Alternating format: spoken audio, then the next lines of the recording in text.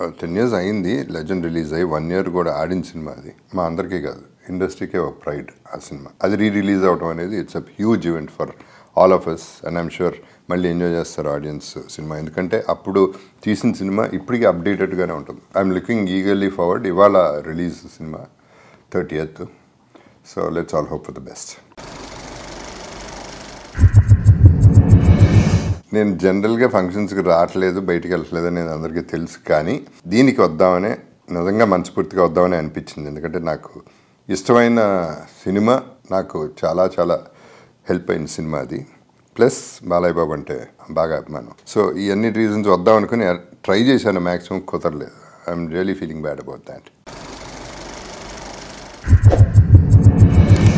Second innings అనేది పేరు పెట్టారు, ఇండస్ట్రీ పెట్టిందో బయట పెట్టిందో నాకు తెలియదు. What ever it is new life అనొచ్చు. ఇన్నింగ్స్ కంటే కూడా సెకండ్ లైఫ్ అనొచ్చు కెరియర్లో. హీరోగా అన్ని సినిమాలు చేసి ఒకేసారి బ్రేక్ ఇచ్చి 3 years గ్యాప్ ఇచ్చి ఇంత మంచి క్యారెక్టర్ వచ్చిందంటే it is a huge thing for me. So I would call it more a second life. So impact is solid, big time. ఎందుకంటే ఎక్స్పెక్ట్ చేసిన దానికంటే ఎక్కువ రికగ్నిషన్ రావటం, అంత పెద్ద పేరు రావటం. నాకు హీరోగా ఫస్ట్ సినిమా ఫ్లాప్ అయినాయి, ఫస్ట్ సినిమాలు ఫ్లాప్ అయినాయి. బట్ ఈ సినిమా ఫస్ట్ సినిమానే ఫెంటాస్టిక్ క్యారెక్టరైజేషన్, కథ, ఆడటం అన్నీ కలిపి వచ్చినాయి. బట్ కెరియర్కి ఇంపాక్ట్ అంటే నాకు వచ్చిన ఆపర్చునిటీస్ నేను ఇంకొంచెం జాగ్రత్త పడి ఉంటే చాలా మంచి క్యారెక్టర్స్, చాలా మంచి సినిమాలు పడాయి. My choosing was wrong for so many reasons. కొన్ని సినిమాలు మిస్ఫైర్ అయినాయి, కొన్ని సినిమాలు ఆశ ఎక్కువ డబ్బు కోసం చేశాను. సో ఇవన్నీ కూడా దెబ్బ కొట్టినాయి నా ఇమేజ్కి, కెరియర్కి. లేకపోతే ఇంకా కొంచెం పీక్కి వెళ్ళేది. నేను బ్యాడ్గా ఫీల్ అయ్యేది ఏంటంటే ఆ తర్వాత నేను 80-90 సినిమాలు చేశాను, నాకు గుర్తులేదు. ఆ 80-90 సినిమాల్లో గుర్తుండేవి ఒక 6 మ్యాక్సిమం. శ్రీమంతుడు వచ్చింది, చాలా మంచి క్యారెక్టర్, పాజిటివ్ క్యారెక్టర్, చాలా మంచి క్యారెక్టర్. రంగస్థలం వచ్చింది, అరవింద సమేత వచ్చింది. ఇట్లా కౌంట్ చేయాలంటే 5-6 కంటే ఎక్కువ కనపట్లేదు. I could not use legend, ఇంకా ప్రాపర్గా యూజ్ చేయలేకపోయాను నేను. ఆ డిస్సాటిస్ఫాక్షన్ ఉండిపోయింది నాకు. ఎందుకంటే లెజెండ్లో ఇచ్చిన dimensions of characterization and different moods set చేసి ఒక పీక్కి తీసుకెళ్ళినాక నా చాయిస్ రాంగ్ అయింది. So I cannot blame anybody, it's my mistake. Actually ఈ సినిమాకి ఇంకో నంది రావాల్సింది, జాయిన్ అవ్వాల్సింది. నందిలో 8th నంది అనౌన్స్ చేశారు, పేరు అనౌన్స్ చేశారు లెజెండ్కి. ఫైనల్ ఫంక్షన్ చేయలేదు, అవార్డు రాలేదు. Just wanted to inform you that. I would have been proud to have that award with me. Challenges ఏం లేవు, బికాజ్ క్లారిటీ ఉంది, డైరెక్టర్ క్లారిటీ ఉంది. Ram Prasad DOP, he does a very good job. తనకి clarity ఉంది. ఎప్పుడైతే director clarity ఉందో artist clarity ఉంది. ఒకటే మెంటలీ కొంచెం ఉంటుంది ఎవరికైనా, నాకు ఉంది. అన్ని ఏళ్ళు హీరోగా చేసి ఇప్పుడు ఇంకో హీరోకి యాంటీ హీరోగా, యాంటాగనిస్ట్గా చేయాల్సి వస్తుంది. బై డిఫాల్ట్ కొన్నిసార్లు మర్చిపోతాను. బాబు వస్తున్నారంటే ఏ బాబు అనేది చిన్న జర్కులు తప్ప వేరే ఛాలెంజ్ నాకేమనిపించలే. సో అది లేకుండానే చూసుకున్నారు, అది వేరే సంగతి. నేను 3 ఏళ్ల క్రితం, దానికి ముందు 3 ఏళ్ల ముందు ఎవరైనా ఇంట్లో కూర్చుంటే ఖాళీగా, లిటరలీ ఖాళీగా, ఏమి లేకుండా, డబ్బు లేకుండా, అవకాశం కోసం ఎదురు చూస్తున్న రోజుల్లో ఏం పనిలాగా కూర్చుని ఉంటే ఎవరో వచ్చి, సార్ మీ స్టిల్స్ తీయాలండి, మళ్ళీ చేద్దామండి, మళ్ళీ హీరోగా చేయాలండి, చాలా బాగుంటాయండి, అది ఉంటారు కదా వాళ్ళు. సరే చెప్పాను, ఓకే తీయి. బట్ ఇప్పుడు ఇట్లా సాల్ట్ అండ్ పేపర్లో ఉన్నా, ముందు ఈ గెటప్లో తీయండి, నేను ఎట్లా తీయనండి, మీరు హీరోగానే ఉండాలి, షేవ్ చేయండి ప్లీజ్ అన్న. నేను చెప్పాను, లేదమ్మా ఇది నాకు కావాలి, ఇది నాకు నచ్చింది, ఒకసారి నా మాట అని చెప్పి తీయించుకున్నా. అది అప్పుడు పోస్ట్ చేశాను. అది పోస్ట్ చేసింది 2011-12 వరకు, 12 వరకు అనుకుంటా, 12 వరకు. ఎవరికి అంటే నా టైం రాలేదు, ఎవరు చూశారో పట్టించుకోలేదో, వాట్ ఎవర్ రీజన్స్, టైం వచ్చినప్పుడే వస్తుంది ఏదైనా. So I was sitting at home and waiting. 1 fine day ఇట్లా కాల్ వచ్చింది, లెజెండ్లో యాంటీ హీరోగా చేస్తాను. వాళ్ళకి తెలియదు నా frame of mind, A frame of మైండ్లో ఉన్నానో తెలియదు. చేస్తాడా చేయడా అనేది. నేను రండిరా బాబు, ఎవడొకటి సినిమా చేయండిరా బాబు అనే పరిస్థితిలో నేను ఉన్నాను. సో వచ్చారు, అడిగారు అంటే వింటాను, తప్పకుండా వింటాను అన్నాడు. బోయపేట వచ్చాడు, మొత్తం సీను, మొత్తం కథ చెప్పాడు, క్యారెక్టరైజేషన్ చెప్పాడు. ఫ్యాంటాస్టిక్గా నచ్చింది నాకు, 100% చేస్తానని చెప్పాను. ఇమ్మీడియట్గా లాక్ అయిపోయింది సినిమా. అండ్ ఓకే, నా టైం ఇప్పుడు వచ్చిందని అప్పుడు ఫిక్స్ అయ్యాను. బాలయ్య బాబుతో ఎప్పుడు కంఫర్టబులే. మేము లాంగ్ వే ట్రావెల్. ఆయన ఇండస్ట్రీలో నాకంటే ముందు వచ్చారు కోర్స్. ఆయన నచ్చుతారు, ఆయనకి నేను కంఫర్టబుల్గా ఉంటాను. So very comfortable artist. And ఎప్పుడు కూడా ఆయన పెద్ద హీరో అని చెప్పి నేను అదే చిన్న జంకటం అది ఆయన ఇవ్వలేదు ఆ ఛాన్సు, నేను ఫీల్ అవ్వలేదు. ఆయన జెన్యున్గా నా well wisher. First of all అంత అంటాగనిస్ట్కి అంత మంచి రోలు, అంత అన్ని డైమెన్షన్స్ ఉన్న రోలు ఇవ్వటం ఒప్పుకోవటం అనేది ఒక హీరో గొప్పతనం అది. ఎందుకంటే సమ్టైమ్స్ ఆ క్యారెక్టరైజేషన్ కెన్ గెట్ పీక్లోకి వెళ్ళిపోవచ్చు. ఎందుకంటే చాలామంది తిట్టారు అనుకున్నారు జగపతి బాబు విలన్ చేయటం ఏంటి, అసలు ఏంటి అని అప్పటి వరకు కాంట్రవర్సీ నడుస్తూ ఉంది. కానీ ఆయన నమ్మింది ఒక ప్రతినాయకుడు ఉన్నప్పుడు, సినిమాలు ఎప్పుడు అంటారు కూడా ఆయన ఉన్నప్పుడు స్ట్రాంగ్గా ఉంటేనే హీరో నిలబడతాడని, which is very very true.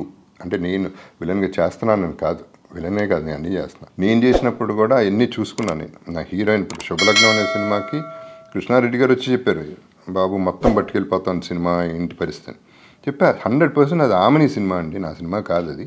నీ హీరో ఎవరంటే జగపతి బాబు, అంతవరకే మనకి. అంతేగాని క్యారెక్టర్ పెంచుకుంటే సినిమా పోతుంది. That is what Balayya Babu నమ్ముతారు. ఎందుకంటే అన్ని పిల్లర్స్ కావాలి, ఒక పిల్లర్తో నిలవదు బిల్డింగ్. ఒక పిల్లర్తో నిలబడుతుంది కాబట్టి ఇబ్బంది మనకి. సో ఇది ఆయన దగ్గరుండి ఇది యాంటాగనిస్ట్ ఇలా ఉండాలి బాగుంది అని ఎంకరేజ్ చేసింది ఆయనే. వేరే సినిమాలో ఆయన సినిమాలో నన్ను అడిగితే నేను విన్నాను, తక్కువే ఉంది క్యారెక్టర్, చేస్తానన్నాను. బాలయ్య బాబు ఓకే చేద్దాం, నాకు బాగుంటుంది అని ఓకే అన్న. ఆయన వరకు వెళ్ళిన తర్వాత చాలా గట్టిగా రియాక్ట్ అయ్యారు. ఏంటిది ఇట్లా జగపతి బాబుని క్యారెక్టర్ పెట్టడం ఏంటి, ఆయన ఏంటి అసలు, ఆయన వాల్యూ ఎవరికి తెలియట్లేదు, ఆయన ఎట్టా వాడుకోవాలో కదా తెలియట్లేదు, ఇష్టానికి వాడుకుంటున్నారు ఎవడు పడితే వాళ్ళు. ఆ లెవెల్ ఆఫ్ యాక్టింగ్ కానీ ఆయన స్టేచర్ కానీ ఎంత ఉందని ఒక గట్టిగా క్లాస్ పీకి వద్దు, ఆయన ఉండటానికి వీల్లేదు, వేరే వాళ్ళని పెట్టండి అని చెప్పేసి ఆయన అంటే as a well wisher. So ఆ తర్వాత బాలయ్య బాబుతో ఫోన్, ఆయన నా బర్త్డేకి విష్ చేయడానికి ఫోన్ చేస్తే నేను చెప్పాను, ఏంటండి సినిమాలను తీశారు నన్ను అన్న. లే బలేవాడు, అదేంటది ఆ సినిమా నువ్వు చేయటం ఏంటి, ఆ క్యారెక్టర్ నువ్వు చేయటం ఏంటి, సినిమా బాగుంటుంది ఓకే, ఆ క్యారెక్టర్ నువ్వు చేయటం సరిపోదండి మీరు అన్న. మీరు అంటారు పాప ఆయన, మీరు సరిపోరు, అది చేయడానికి వీళ్ళది, లెజెండ్ మనం ఏంటి అది ఇది అని చెప్పి మంచి సినిమా బ్రహ్మాండమైన క్యారెక్టర్ చేసుకుందాం. నేను ఊరినే జోక్ చేస్తున్నానండి, నాకు తెలిసి మీరు వెల్ విషర్గానే చెప్పారని.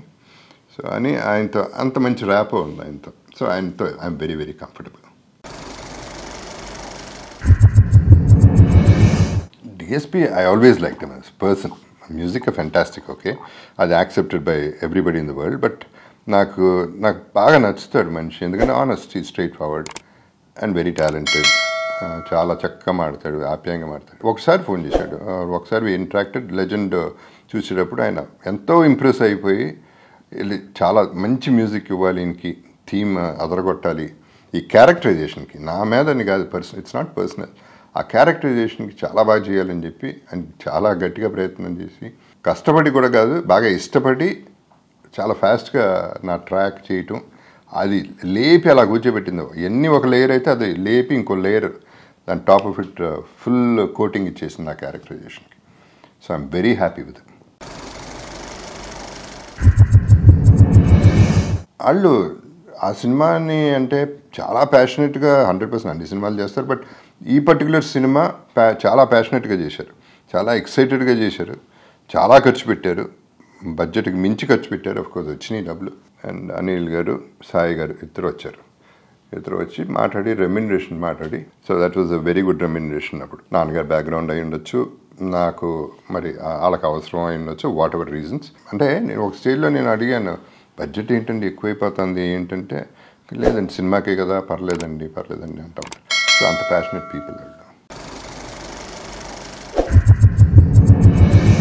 సీను చెప్పా కదా, డెఫినెట్గా నేను పీక్ ఆఫ్ డెస్పరేట్ సిచ్యువేషన్లో ఉన్నప్పుడు లెజెండ్ అనే సినిమా బోయపాటి తీసుకురావటం, చాలా వరకు హోంవర్క్ సీను చేశాడు. నేను ప్రిపేర్ అయిపోయాను, నేను చేసేసాను, ఇప్పుడు చేశాను అని అన్నా. ఓన్లీ థింగ్ నా లుక్ లక్కీగా అది అట్లా సెట్ అయింది, లుక్ సెట్ అయిపోయింది. డ్రెస్సులు నా ఇంట్లో డ్రెస్సులు వేసుకున్నాను, అవి కూడా సెట్ అయిపోయినాయి. సో అవన్నీ వర్కౌట్ అయిపోయినాయి. అంటే ఇన్ని డైమెన్షన్స్ ఉన్న క్యారెక్టర్కి ఫస్ట్ సినిమా అనేది నాకు ప్లాట్ఫామ్ వేసింది సీను. సో ఆ అవకాశాన్ని మ్యాక్సిమం వాడుకోవాలని చాలా కమిటెడ్గానే చేశాను ఆ సినిమా. అండ్ దాని ఫలితం అలాగా. సీను బ్యూటీ ఏంటంటే తను కూర్చుంటాడు, హార్డ్ వర్క్ చేస్తాడు, నమ్ముతాడు, నమ్మిన తర్వాత కమిట్మెంట్ పూర్తిగా నమ్మేటి మూర్ఖంగా ధైర్యంగా వెళ్ళిపోవడం. ఇంకా అది ఒక ఆర్టిస్ట్కి చాలా ఈజీ. సో నా communication with the director and me was very simple. నా ఉద్దేశంలో more than everything else communication of voice, language of voice between a director and the artist is a love story. అలాంటి love story అనేది కరెక్ట్గా connect అయితే అర్థమైపోతుంది ఆర్టిస్ట్కి ఏం కావాలి డైరెక్టర్కి అని. అది తను యాక్టింగ్ చేసి చూపిస్తాడు, ఎక్స్ప్రెషన్స్ అన్నీ చాలా ఇదిగా చేశాడు. So of course is a very good director and అది ప్రూవ్ చేసాడు. ఫ్యాంటాస్టిక్. ఆ సినిమా, ఆ పర్టికులర్ సినిమా ఇంకా బాగా ఆడటం. నాకు బోర్ కొడుతుంది. చూసాం, చేసాం. సినిమా ఆడే సినిమాలకి ఫంక్షన్ చేస్తారు, ఆడని సినిమాకి కూడా ఫంక్షన్ చేసి సూపర్ హిట్ అంటారు. అవన్నీ నా వల్ల కాదు. సూపర్ హిట్లు ఆడను. సో ఒక ఫంక్షన్కి వెళ్ళి నేను మాట్లాడకుండా ఇంకో ఫంక్షన్లో మాట్లాడితే జడ్జ్మెంట్ వచ్చేస్తుంది. క్లియర్గా చెప్పాడు అంటే, జగపతి బాబు చెప్పాడంటే ఛాన్సెస్ ఒక చిన్న బయాస్డ్ ఒపీనియన్ వస్తుంది. పైగా నాకు బోర్ కొడుతుంది సరే, నేను చావలేను పోగొట్టాలి అని నా మొహంలో కనపడిపోతుంది. ఈ బోర్ కొడుతుంది, ఫంక్షన్ పాడైపోతుంది. ఎందుకు అవసరం అంతా? సో ఊరినే వెళ్ళి దాన్ని నేను మూడ్ పాడు చేసుకుని, నా టైం నేను పాడు చేసుకుని, అందరికీ నాకు బోర్ కొడుతుందని చూపించి, నా ఫేస్ చూపించి, ఇవన్నీ అవసరం లేదనిపించింది నాకు. ఇన్ఫ్యాక్ట్ నాకు చిన్న సినిమాలు చేయాలని చాలా ఉంది. ఎందుకంటే వాళ్ళు కమిటెడ్గా చేస్తున్నారు, కొత్తగా ఉంటున్నాయి సినిమాలు. నా బ్యాడ్ ఏంటంటే I'm a poor rich man అంటాను నేను. సినిమాలు పెద్ద పెద్దవి ఉన్నాయి ఓకే, బట్ ఆ సినిమాలు జరగట్లేదు. షూటింగ్లు పోస్ట్పోన్ అవుతూనే ఉంటాయి. ఆ సినిమాలు ఉన్నాయి కదా అని వేరే సినిమాలు రావట్లేదు. అమ్మో జగపతి బాబు పెద్ద సినిమాలు చేస్తున్నాడు, ఇంకోళ్ళు ఇంకా అమ్మో చాలా ఎక్కువ తీసుకుంటున్నాడు, మనం వెళ్ళాము, ఇట్లా కొన్ని వస్తుంది. ఈ పోస్ట్పోన్ అవడం వల్ల నాకున్న సినిమాలు ఊడిపోతున్నాయి. బట్ నేను అటు ఇటు కాకుండా అయిపోయాను. So that is how miss అవుతుంది. ఇంతకుముందు కూడా 2-3 సార్లు అన్నారు జగపతి బాబు అయిపోయాడు, జగపతి బాబు లేడు, ఇక అది ఇది అని ఒక స్టేజ్లో నేను అనుకున్నాను. నిజమే, లెజెండ్కి వచ్చే ముందు 2 months ముందు. బట్ మళ్ళీ వచ్చా. సో నేను ఎక్కడికి పోను. What I'm trying to say is, వెళ్ళినట్టు వెళ్తాను, మళ్ళీ వస్తూనే ఉంటాను.